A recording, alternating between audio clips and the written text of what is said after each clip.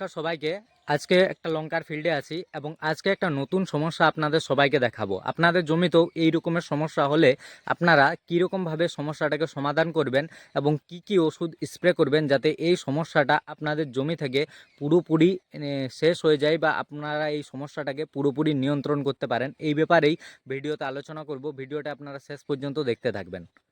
দেখুন, পাতার উপরে এরকম হালকা বাদামি হালকা সাদা দাগ টাইপের হয়ে যাচ্ছে। অনেকটা পাতায় হয়েছে, আমি ভিডিওর মাধ্যমে আপনাদেরকে দেখাচ্ছি। দেখুন, এরকম দাগ হয়ে গেছে। আপনাদের জমিতেও এরকম সমস্যা হতে পারে, পাতার উপরে এইরকম দাগ হয়ে গেছে। এরকম সমস্যা যদি আপনারা দেখতে পান তাহলে সমাধানের জন্য আপনারা কি ব্যবহার করবেন সেটাই আমি ভিডিওতে বলবো।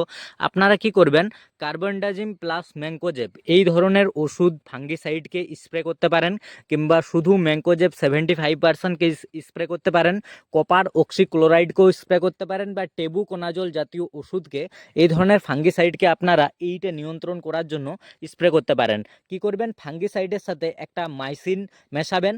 মাইসিন আপনারা লিবিক্স অ্যাগ্রোকেম পিভিটি এলটিডি কোম্পানির লিব মাইসিনকে নিতে পারেন এই সমস্যাটাকে নিয়ন্ত্রণ করার জন্য। দেখুন, পাতাতে এইরকম হয়ে যাচ্ছে, এরকম পাতাতে দেখুন দাগ দাগ টাইপের হয়ে যাচ্ছে, আমি আপনাদেরকে দেখাচ্ছি।